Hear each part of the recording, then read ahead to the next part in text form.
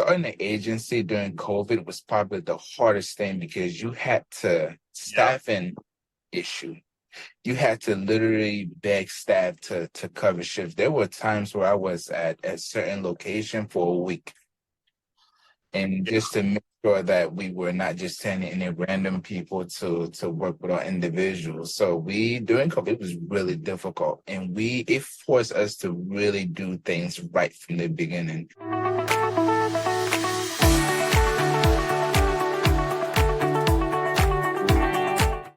Hi, everybody. Welcome to this brand new installment of the Nick Speaks podcast, the podcast dedicated to the disabled community where we speak up, speak out, and speak loud. Thank you guys for joining me on this Tuesday. I'm so glad you're here with me today. I've got an amazing guest as always, and he's very special to me. We'll get into that in just a little bit. But before I do, I want to give you a little bit of show notes. Most of you should know by now, I came out with a book back on April 30th, 2025, with a group of authors, 12 of us all together. It's called Trailblazing and Transforming Entrepreneurial Stories of People with Disabilities. My chapter is Chapter 5, Breaking the Mold. I encourage you to get it, and you can go on Amazon and get it on your Kindle device, or you can get it in paperback. And like I say every week, we are working on an audio version. I will try to let you guys know when that is coming out, but we are working on it. I need to get with the editor and figure out what's going on with that. But please check out my book, Trailblazing and Transforming Entrepreneurial Stories of People with Disabilities. And also, if you want to be on the program, please email me at nickspeaksofficial@gmail.com. And if you're not following me on any of my platforms, my TikTok, Apple, Spotify, my YouTube channel, please do that and make sure to give Nick Speaks a 5-star rating on your podcast platform. That would greatly help us out a lot. Okay, without further ado, I'm going to introduce my guest. You guys, this is the first time that I have ever had my primary caregiver on any of the programs that I've done, any of my YouTube channel, any of my TikToks. And I'm so excited because I joined this guy and his company back in August of last year, and they truly have rekindled my life. And we'll talk about that and so much more in this interview. Please welcome my primary caregiver, Deritus. This is going to be so much fun. Deritus, how are you, man? I'm doing great, man. Thanks for having me on the podcast. Oh, I've always wanted to be on a podcast. you've always wanted to be on a podcast? Nope. Well, So this is your first one, Nope. inaugural. I am excited. That's awesome. So I am so excited that you're here with me today. You're actually working with me right now, but you had to go in a separate area to tape the show because we do it through Zoom. So I am so glad that you're here. We've been trying to do this for a couple months. And so, Deritus, why don't you tell people a little bit about yourself and how long you've been in the field, and then I'll just jump into some questions for you and we'll have a good time. Okay, perfect. Yeah, so obviously my name is Deritus. I've been in this field since 2016. And I started off when I was in college. I know when I was in college, been like every other broke college student, I wanted to get a job. And my first job was with a well-known company. So I was working night shift. And then during the day, I would pick up some hours when I was in at school. So from there, I just really fell in love with it. After college, I went to my major in college was criminal justice. So after college, my goal was to go into the FBI, but I just fell in love with the job, and I just was like, you know what? This is, I feel happy. I feel like I'm helping people achieve their goals, be more independent. So I feel like that probably was the best thing for me at the moment until today. I don't regret not pursuing the FBI or the law enforcement career. And By the way, I mean, people tell me I'm too nice, so I don't think that I would have been a good FBI agent or good police officer anyway. Well, yeah, I mean, you kind of got to be a bulldog in the FBI and a little bit of a pit bull, and I don't get that personality from you at all. So, you're perfect for caregiving. So you've been in it since 2016. How many years is that? It's almost a decade, isn't it? So that's almost 8 years.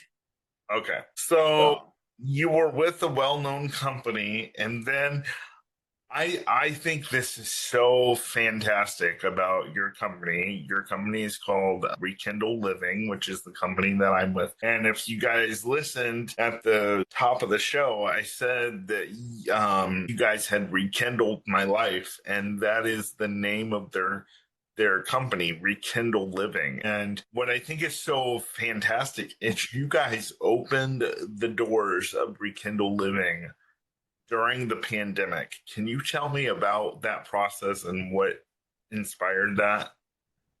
yeah, I mean, I worked as also when I left college, picked up another, I got promoted to a program manager. So from there, I was able to kind of be in a leadership role, kind of seeing how certain companies were running their company, their agencies, certain things that they could improve. So when I joined Rekindle Living, really, I met with the co-owner. You know, we sat down and just kind of thought of what we can do to better make a company, better company per se. What we can do, some of the challenges that some of our individuals were facing, especially during COVID. And I think for me, during COVID, starting the agency during COVID was probably the hardest thing because you had to Yeah. staffing issue. You had to literally beg staff to cover shifts. There were times where I was at a certain location for a week, and just to make sure that we were not just sending any random people to work with our individuals. So we during COVID it was really difficult, and it forced us to really do things right from the beginning. So making sure that our policies were in place, we were training our staff correctly, we were listening to our individuals, and just making sure that again we were not just sending random staff to work with them. We wanted to make sure that the staff that we sent there were going to get along with the individuals, and the individuals were going to be happy with the services that they were providing. And we have a slogan from the beginning. It's called Personalized Approach to Independence. And for us, that really means that every individual that we serve, to them, everybody has a different way of seeing what independent looks like to them. When I first started working with Nick, his independence was being able to go out when he wanted to, being Yeah. able to go to McDonald's, go to Taco Bell, so all his favorite restaurants, going just random places, or even just to Yeah. go out for a ride. To him, that meant that if he was doing those things, he had his independence and he was in control. So for us, we like to tailor everything to specific to the individual that we are working with, and Yeah. just kind of No, go ahead. Just kind of. yeah, and just kind of go from there and make sure the service that we are providing are actually helping them become as independent as possible. Can you say your slogan again for me? It was kind Yeah, of fast when you said it. yeah, personalized approach to independence.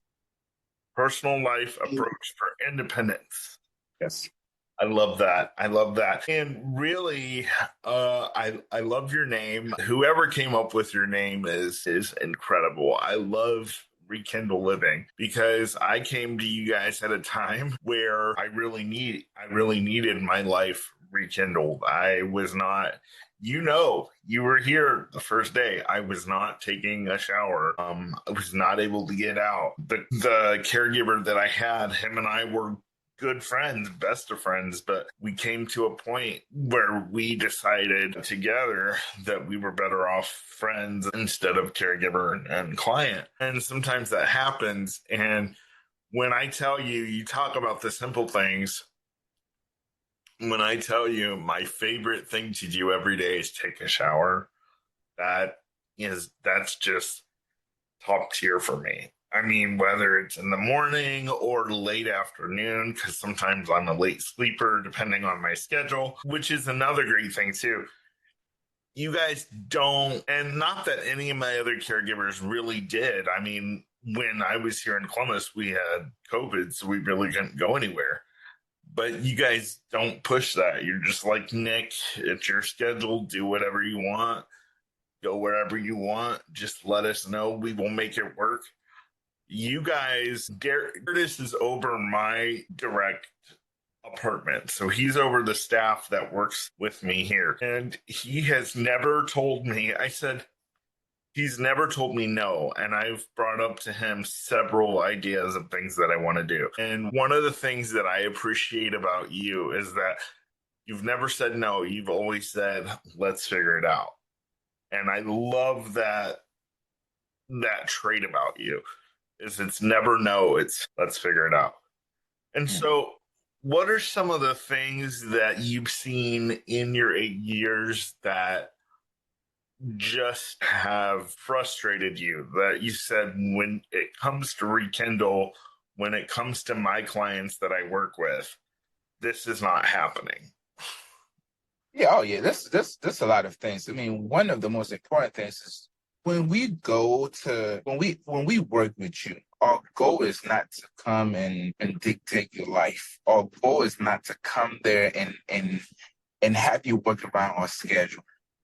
When we train our staff, we like to say, yeah, if the staff is there for 8 hours, for that 8 hours, I mean, you are the leader. And this is something that I've always encouraged you to do. I mean, when you are there with staff, you are the leader.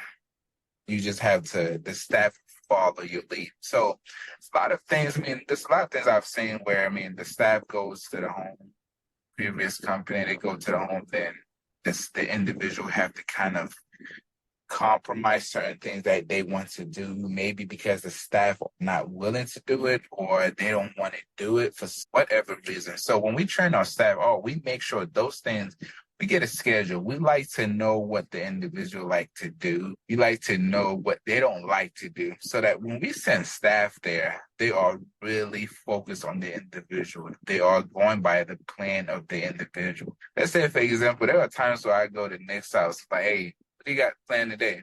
Like, probably I don't have anything. But yeah, we have to get out the house because I know those are things that Nick's enjoy. So we try to, get those things, get you guys involved, and again for staff, making sure that we are also being creative on things that you guys want to do. Yeah, it's awesome. I mean, we're planning to go out today after this taping, and I'm looking forward to it. And sometimes, guys, it's just as simple as taking your client out for a drive. Let's go drive for an hour and a half. We've done that several times just here in downtown Columbus. And I want to brag on Rekindle a little bit because you guys are an award-winning agency for certain things in certain counties. Tell us about that because I think you're a rock star anyway, but I want you to brag on yourself. So we got the thing last year and the year before that at the Lifetime of Giving Award in Delaware County, and it just really goes to the outstanding DSP. So we try to. It's a team effort. I mean, it's not I don't think it's not a one person thing per se, but it's just kind of like a team effort. Yeah, and he's being modest, but he's the one that accepted the award and he's the one that got it. He's being too modest over here, being like, it's not about me. Yeah, I say it because our team is so important because we are a team. So with one of those things is like, we have to make sure that we are picking each other up. If we have a certain staff that might not be doing what they are supposed to be doing. My goal is to come in, train them.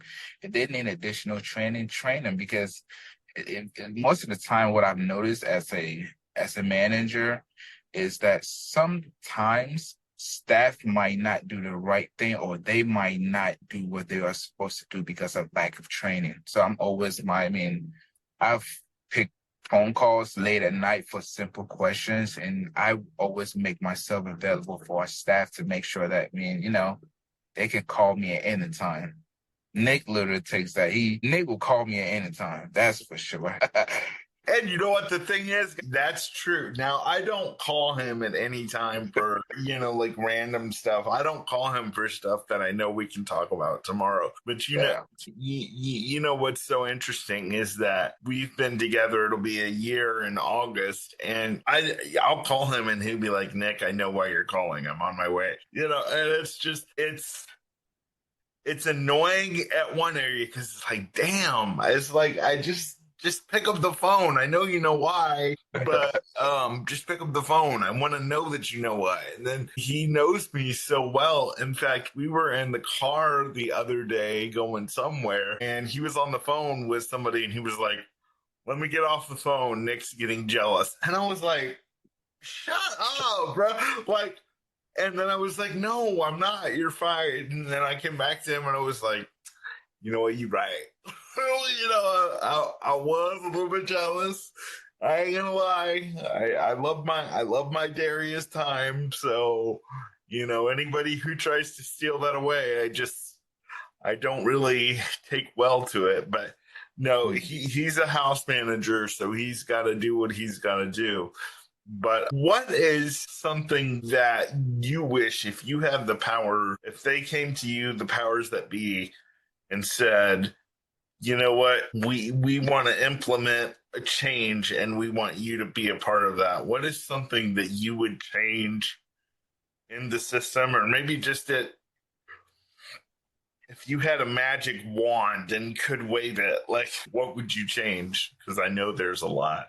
Yeah, this there's a lot of things, and I have to kind of there's a lot of things in my mind I have to kind of not say, but you know. That for me, I think that having more resources for individuals that we serve, I definitely think we need more resources in terms of the one of the things that I really like that just recently started happening are like those changing tables in restrooms. That is amazing because as Yeah. a caregiver, there are times where certain things we can't do certain things because we don't have the resources. I remember there was things last year. I took one of my individuals to go see Usher in Philadelphia, and we got to the hotel and we requested a accessible hotel. And when we got there, we did not have one. And it was just a nightmare to kind of make sure our individual that he was clean, he had his personal care, and just the lack of resources. And for businesses to be able to understand that, yeah, a lot of people that are sorry, a lot of people that have disabilities, they just want to enjoy the same things that people like me want to enjoy. They want to go out, they want to be able to do just the same thing. And a lot of businesses, they just need to be mindful and try to make their facility or make their business as accessible as possible. Yeah, and those changing tables are changing. I've had Tim Kirkwood on the program, and those changing tables have really changed the life of people with disabilities. And you're right. And when you talk about accessibility for hotel rooms, you can tell that it's not. I love the fact that you brought up travel. You can tell that it's not thought of by somebody who either has a relative with a disability or either someone who is disabled, because what we would need, and tell me if I'm right, what we would need is accessible changing tables. We would need track lifts or access to a Hoyer lift. That's the biggest thing when people with disabilities travel, especially if you're in a wheelchair like myself. We need access to safe Hoyer lifts, track lifts, big enough rooms. If you're going to use a manual lift, we need a bed that the lift is going to go under. And so, yeah, I love that you brought up travel as something that you would change. And as you just said, guys, Deritus and other staff take individuals places, go see Usher. I was able to go be a friend to my friend whose dad passed away and go to the funeral. I found out on a Monday that my dad's best friend passed away, and we were there on a Friday, and Deritus didn't even think about it. He was like, "You have to be here." And I would say, wouldn't you? It's not about the staff's program, it's about that program for that individual and having them work that program. Absolutely. And realize that they're there for that person. Yep, absolutely. Yeah, absolutely. And one of my favorite things, and it's just kind of the more you do it, the more you want to do more. It's just kind of being able to try different experiences with people that have never done certain things before. Like with Nick being able to go out of town. Ever since he moved to Ohio, he hasn't been back to Indiana. That was probably one of my favorite things to do with Nick so far, that I've done with Nick so far. Just the car ride. I mean, we was having a conversation. You could tell he was really happy. He was excited for it. We got there. He was really excited being able to see a childhood friend that he hasn't seen in I don't know how long. So those little things like that. I mean, for me as a DSP, it's special. It's more than any pay that anybody can give me because you get instant gratitude. And when we first started working with Nick, he said, this morning I was helping him with the shower. I was just joking. I remember the first day we helping you, like when we started working with you, the first shower that we did. I mean, it's just something so basic that for people with disabilities, it's a life-changing experience. And those are things that with us as people that are able to do everything on our own, we take it for granted. And I really encourage our staff to make sure, yeah, those little things are what matter the most. Yep. What would you say, and I know we've talked about it a lot, and I want to go into this. What would you say is your biggest hurdle when it comes to hiring staff? It's always the what I've noticed is always the pay, and then also another thing is we have a lot of staff that they get hired and they'll tell you they don't want to do personal care. And that's usually those are usually the two things that I see the most. And then also there and I told Nick this field is not for everybody. It's not for you. Have to be willing to get out of your comfort zone. When you go out with somebody, you need to realize that just shut down whatever, because sometimes people might you go out with somebody with disability, you have to help them with certain things. People, yeah, there are times where people stare. And I've encouraged our staff, yeah, ignore that. Don't pay attention to that, because for that 8 hours that you are there, the only person that you really need to pay attention to is that person that is sitting there with you, the person that you are clocking in, because you want to make sure that the 8 hours they are with you, they are having fun. You guys are talking, you guys are laughing, you guys are having fun. And that's almost have fun. Yeah, it is. And the pay is a big issue, although I worked on it personally here in Ohio through Bridge to Equality. And I had another guest that was on the program a while back, and he said, Nick, if you give them 20, they're going to want 25. If you give them 25, they're going to want 30. And you have to come to this job loving it. I told you this morning as we were getting ready, I say this all the time. This job is not just a job, it is a calling. And if you're not called to do it, you're going to struggle every day. And you say, well, how do I know if I'm called? All I can tell you is that you'll know. Oh, yeah. You'll know. Absolutely. Yep. I agree with you 100%. Yeah. Absolutely.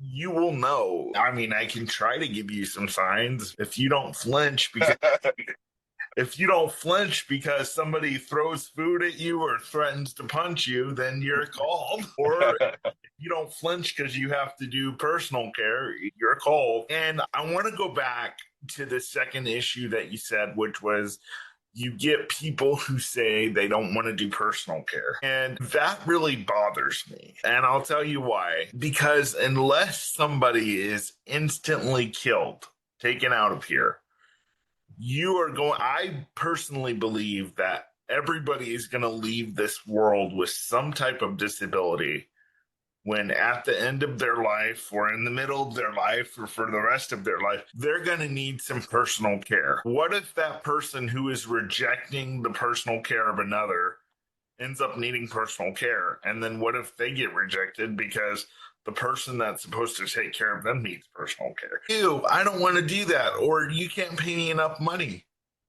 Then what are we going to do? The people that are being rejected, the people that are rejecting personal care right now are going to be the exact same people that need personal care in a few years. Yeah. So what do you say to that? Absolutely. And and with that, I mean, we try to always, before I send a staff to a certain house, I usually like to work there and really see what it entails, what the staff will have to do. And sometimes I'd rather the staff be upfront with me about certain things like that, and then for me to train the staff and they go to the home. And when it comes time to do it themselves, they don't know how to do it, or they make the individual feel uncomfortable.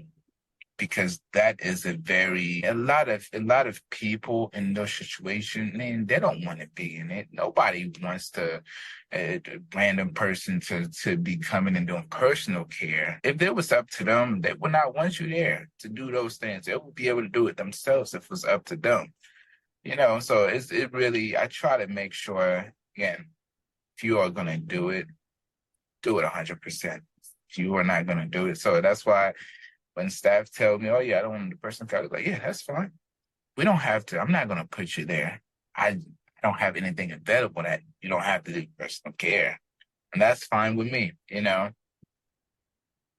Yeah, I mean, it's fine with you because you're a nice guy, which is the reason you're not in the FBI. But it's one of those things that makes it harder for you as a manager because then you still have to figure out staffing. Well, this person doesn't want to do it, and that person doesn't want to do it. And I want to hit on something else too. You and I are in Columbus, and we have a high percentage of people who are from other countries. And I tell folks all the time on my TikTok and on this platform that 100% of my staff is from another country. And the reason being is because the Americans just don't want to do the work. What kind of struggles have you ran into with that? I mean, those are kind of the same, and you kind of just said it all. I mean, that's all. Yeah, a lot of people they don't want to do the job, and I mean, it's yeah, a But lot what of people. Yeah, a lot. This a lot of people that are foreigners that are they feel comfortable doing it because one thing that I've kind of realized coming from a different country is that growing up, we have a different way how we are raised. Because back in Africa or in other countries per se, we don't have nursing homes. Your family members, if your family member get older, they stay with the family. They don't get sent to a nursing home. So growing up, a lot of people have that. They are kind of trained to take care of their grandmothers, their grandfathers, their relatives, somebody that is sick. So, but in America, I mean, if somebody's sick, they get sent to a nursing home. Somebody gets older, they get sent to a nursing home. So a lot of people don't get to experience that caring, being able to care for somebody. So for us, coming from a different country, I kind of feel like those things just come naturally to us because that's what we grow up. We grew. you grew up taking care of, regardless Yeah, of whether or not they needed personal care or not. Yeah, it's just a natural thing. I mean, it's unheard of to have somebody go to a nursing home in different countries from what I've experienced. Because I mean, growing up, I mean, in America, I mean, growing up here, our grandmothers, they lived with us. So if they needed help with something, we were there to help them. Even still now, my grandmother, she still lives with my mom. So every day, if there's a problem, I get called if she needs help with something. If she gets a new medication from the pharmacy, they need help kind of making sure she takes it right. Yeah, they give me a call. And if I'm available, I can go there and kind of help her with that process. Yeah. So it's a culture thing between Yes. American and other. All my staff is from Cameroon, and I've had staff from Cameroon, I've had staff from Ghana, I've had staff from Nigeria, and they all say the same thing. It's all about the culture thing and being there for your fellow man. And Yep. um in America and Americans, I feel like it's, just give me a paycheck. And I say this all the time, and feel free to jump in anytime. I say this all the time. If you're just doing this job for a paycheck, please go find something else to do. You would not last long if you were just doing it for a paycheck because you will be tested. Your patience will be tested. And if you are not doing it because you love it, that's where you see a lot of people quit. I mean, when I was a program manager, I used to, I mean, they will have new staff, new hires, they will come in. I mean, a lot of people after 2 days or 3 days, oh yeah, they block you. Somebody I used to always joke around, yeah. Somebody quit if you text them or you call them and it doesn't go through. Just know, yeah, they are done. And Or those if are they have things. an iPhone and then all of a sudden it turns Yeah, into. yeah. So just know they are done. They quit. So it's just you have to love it. You have to love it. I mean, I always encourage our staff. And then part of the reason why we really don't want to grow as much because again, I really feel like there's a limited amount of good staff out there, and maybe there's more training that needs to be done on the provider end. Maybe there's something that we need to do as a provider to encourage more people to come into the field. But if you are lucky, you find really good staff. There are some amazing staff out there. There are some amazing. I've come across some amazing staff that they really enjoy what they do, and you can tell that from the individuals they are happy. Well, I'm certainly talking to one of them right now, one of the most amazing staff that I've had the privilege to work with. You know, Appreciate. yeah, one of the things that's frustrating to me is I get caregivers that come work with me and they'll say, well, I'll do this, but I'm not going to do that. And I've never seen a field like that. Usually, in most jobs, if you go to your boss and you say, I'm comfortable doing this part of the job, but not this part of the job, you're going to end up leaving. I don't understand why that is so free in the caregiving field. Do you think it's because people need help and the pay's not what it should be? Or is it a more I relaxed atmosphere? Yeah, I think. I mean, that was the case during COVID. I mean, there were a lot of people that. I mean, they were just a shortage of staffing. So whatever providers could get, a lot of providers would just say, okay, whatever we can get, we would just kind of hopefully it works out. So it is. I think that it is. It's difficult. Yeah, that's really difficult to kind of pinpoint what exactly is causing it. But one thing I've experienced is definitely, I think probably definitely maybe the pay is an issue. And then also another thing could be, yeah, that's really the passion not being there. Not having the passion because Yeah. it's important to have it. Yeah. Because we had this conversation the morning I was telling me, and this when I work with you, and I was kind of giving you like an example. Man, the day goes by quick. Days Yeah. go by quick. And sometimes in the morning, like me and my wife would joke around, and she'd be like, "Oh yeah, seems like you are ready to go to work." And I'm like, "Yeah, I'm ready because I really get to go have fun." And that's what you really want to do. And if you have a staff that is really doesn't feel the same way, where they feel like, oh, if I go to work, I'm going to work to have fun. I'm going to work to make sure we are having fun. Man, it's going to they won't enjoy it, and then it won't last. Yeah, and I don't understand. I've had staff members that literally, not from, well, some from your company, and we've worked on those issues and still Mm. continuing to. But I mean, I had a former staff, I had a roommate one time. We both agreed one Saturday that we wanted to go to the mall, and the staff was just like, "Well, there's no parking at the mall." There's no parking, so we can't go to the mall, but we can go to Walmart. Walmart. And it's just one of those things that when you hear certain things like that, you get frustrated because I'm like, I can guarantee you that if if the staff wanted to go to the mall for whatever reason, they would have find a way to They'll make it find a work. way. Yeah, you know, it's a lot of things that a lot of things that they can do. You have to be creative. And honestly, I mean, what other job do you get paid to go to the mall and to go shopping and to go out to eat and to go to the movies? There's not another job that you get paid to do that. Yeah, it's none. It's none. Yeah, and so I don't understand some staffing scenarios sometimes where they're like, I'd rather be here in the house than sit on my phone. So for you, if you could change anything, so that would kind of be to hear your perspective, also for the audience, you had to change something. What was changed?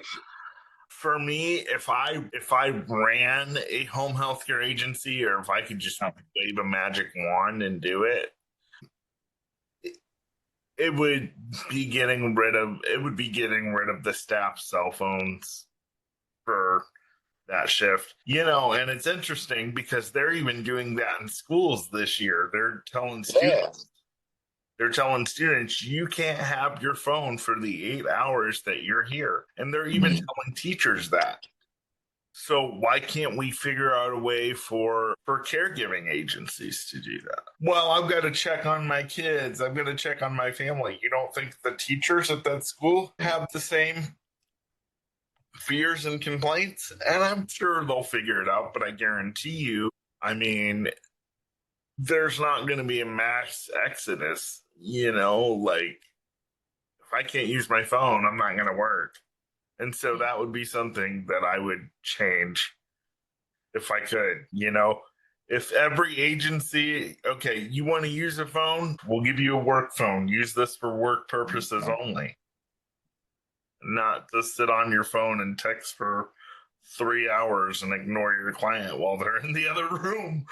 Yeah, absolutely. That's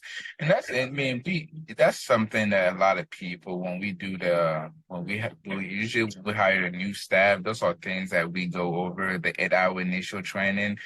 Yeah, a lot of this a page just focus on the cell phone usage on certain things like that. It's one of those things that it's an ongoing thing that we have to just keep continuing to train staff, continue to encourage staff not to be on their cell phones when they are working with a client. Yeah. Yeah, and I've said before, if I'm in my room working on a podcast or on a pre-call or in another meeting, that's fine.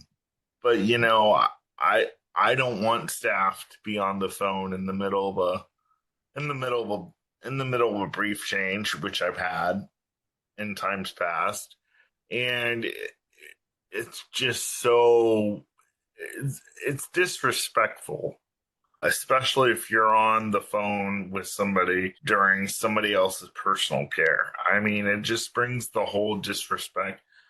to another level because you're violating that client's privacy. And so, we talked about the overwhelming foreign presence that's here in Columbus as far as like staff members and stuff. So what do you do? What do you say to people? Because I'm sure they're out there. Say to people, they say, I don't want anybody from another country. Like how do you? Because I'm sure you do get those. Yeah, we if that's the case, then we will find a staff that they are able to work with. Usually, most of the time, if they say they don't want a staff that's from a different country, one of the biggest issues always being able to communicate the language barrier. So, which is very important because again, working with somebody, you need to be able to understand what they are saying. The individual needs to be able to understand the staff. Most importantly, the staff needs to be able to understand the individual needs. So The person they're working with. yeah, exactly. So we make sure that again, if the staff is not able to communicate English effectively, we don't put them. I mean, we don't hire them. They need to be able to understand English because again, for us, the majority, I mean, all of us, all of our individuals, they all speak English. So that is one of their requirements, you know. Yeah. Yeah, and it's something that is difficult. I've encouraged the state of Ohio, if you're gonna hire people that are from another country, that's fine. I've worked with some amazing staff from other countries, but in order for them to get acclimated and do the job appropriately, you might want to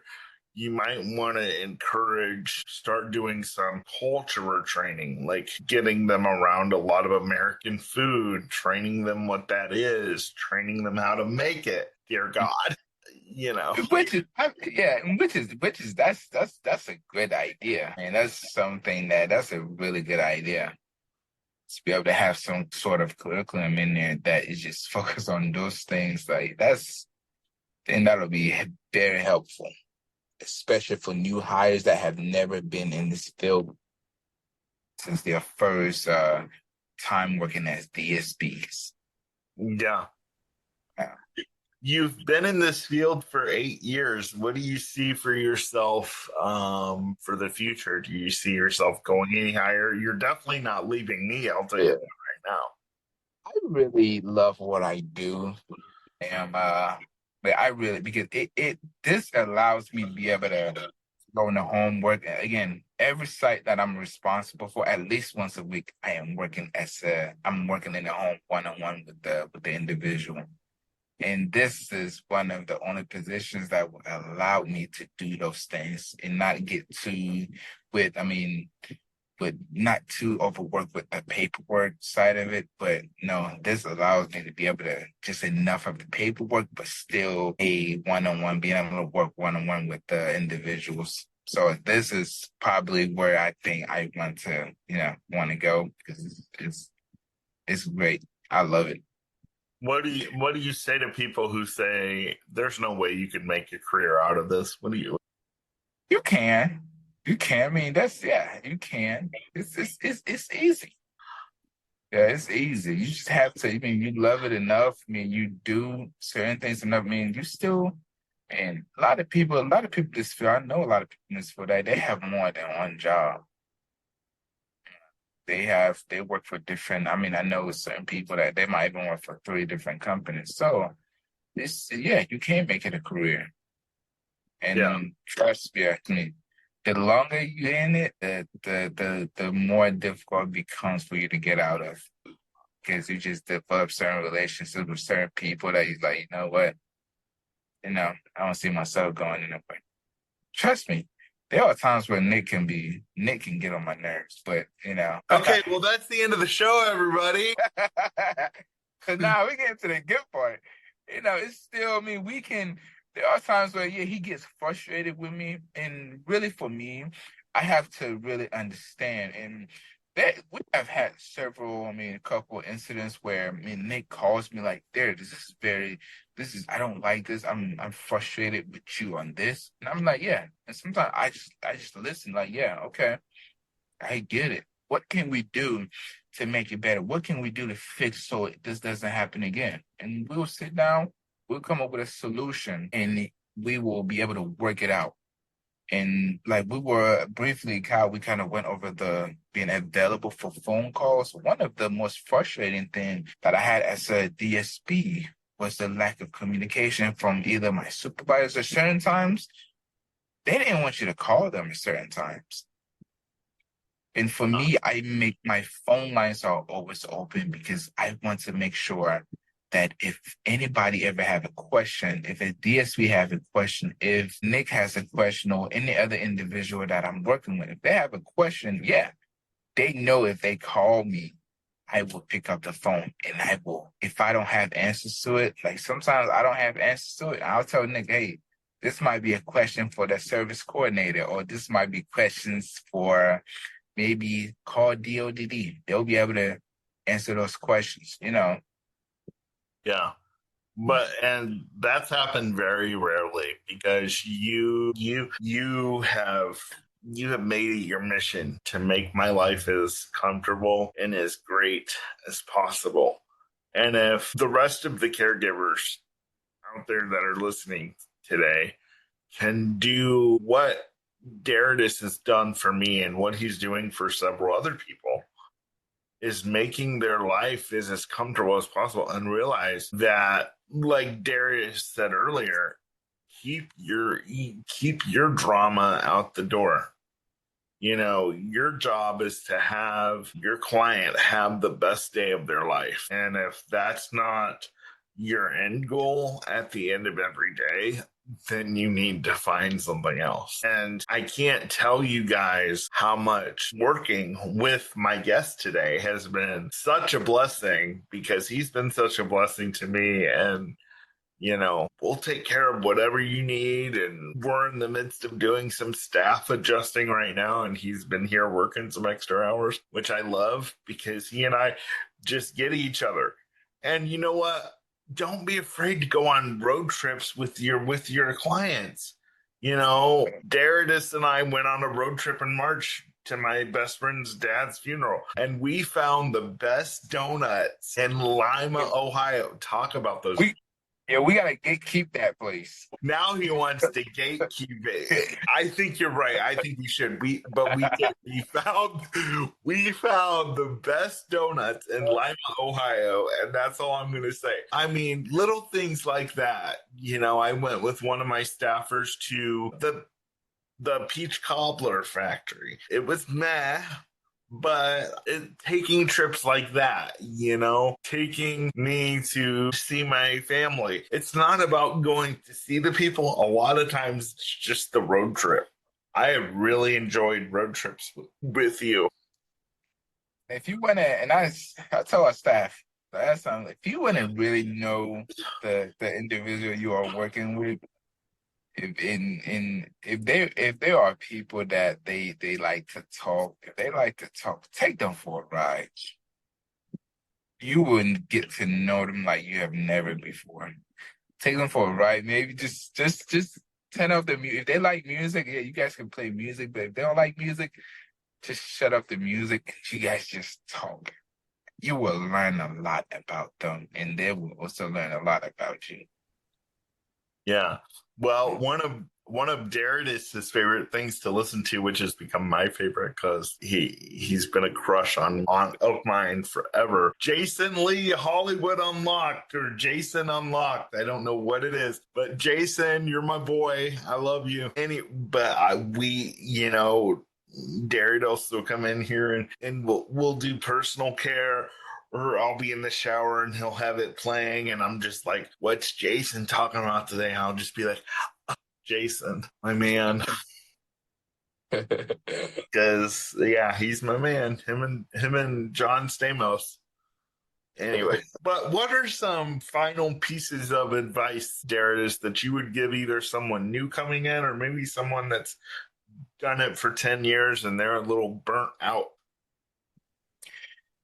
is, I would say, if somebody's new in the field, I would just say one of the most important things is think of if their roles were reversed. And then with somebody that's burnt out, again, look at that person that you are working with.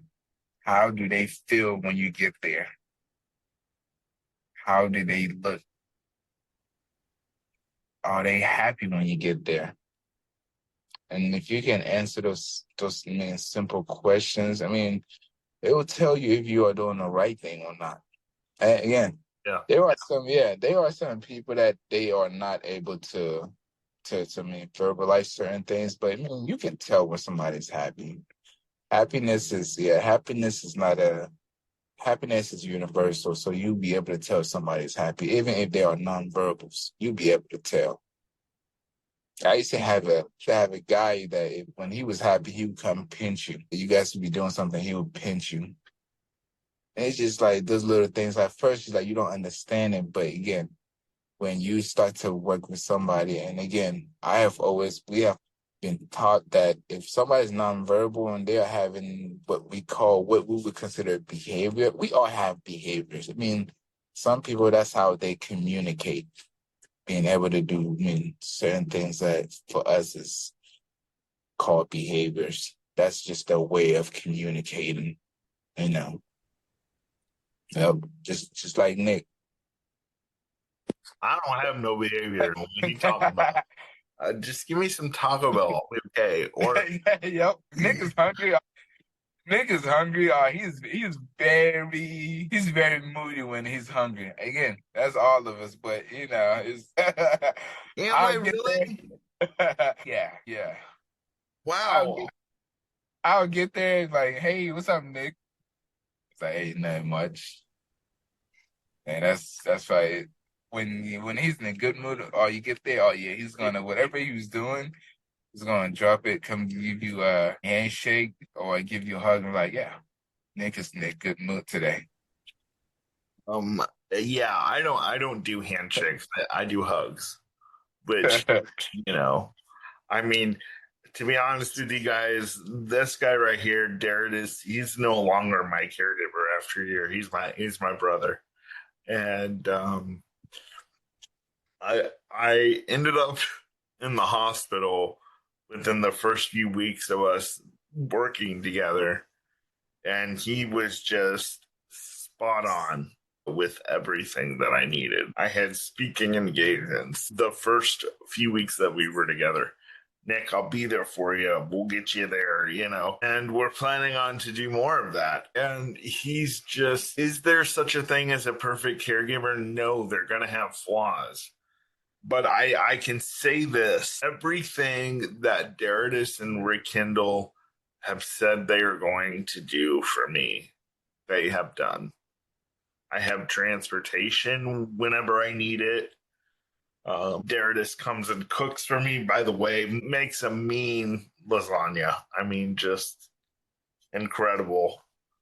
If you're ever in my area and you say I want lasagna, I'm calling Deritus.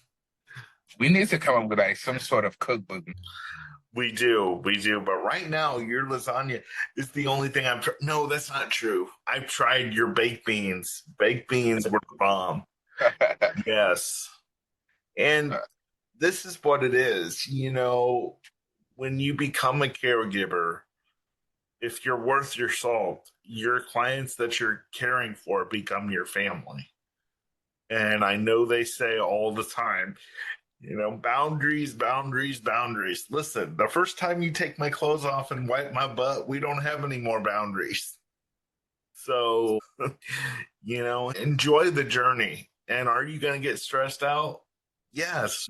Come back to podcasts like this where Deritus is encouraging you and my other guests are encouraging you to keep going. And if you're a caregiver that's burnt out, email me. I would love to talk with you and talk about what you're going through and see how I can help you as a client. I'm not the be all end all. I don't know everything. I would like to think that I do, but hey, man, if you're burnt out, I hope this interview has given you some hope today of, yeah. So he comes on and says, I'm a pain. Yeah, that's pretty much the truth. I'm a pig. So what else? What else? Since we're telling the truth today, what else is interesting about me? Yeah, again, I've always told you, I appreciate the advocacy that you do, the individuals and with disability. Man, you speak up for people that are not, that they are scared because, again, I believe that there's probably a lot of individual in the same situation that you were in, but they don't have the ability to speak up and advocate for themselves like you were able to. So, to that, just keep going. Don't stop. You are gonna go through some obstacles and down the road, but you motivate me to be able to do more. Yeah. Yeah, it really does. And it's one of the reasons it's the reason I do this podcast and I have guests like you on. Well, hey guys, listen, if you're a caregiver like Deritus, he's actually kind of the first caregiver I've had on, especially the first caregiver that I've had on that's worked with me and is working with me. Listen, reach out to me. I would love to hear your perspectives. nickspeaksofficial@gmail.com. Reach out to me. Make sure you get the book, Trailblazing and Transforming Entrepreneurial Stories of People with Disabilities. Deritus, you rock, man. You really do. Awesome. Thank you, Nate. I appreciate it. You rock. You dude, man. Deritus is no longer taking any more clients, especially if they take away from me. So don't even think about it. Because he can't take away from my Saturday time, especially. I get very irritated if he takes away from my Saturday time. So, yeah, because we like to go drive around, and I'm trying to get him to go to the casino with me, but we'll see. That's And other places we can't really talk about on here. Anyway, but thanks for being here with me, man. It's been awesome. Absolutely, man. Go get some ice cream. I'm hungry. Yes, let's go get some ice cream. You guys, this is the Nick Speaks podcast, the podcast dedicated to the disabled community where we speak up, speak out, and speak loud about the issues that matter to the disabled the most. Thank you so much for joining me today, and I will see you next week. Bye, guys. Awesome. Bye. See ya.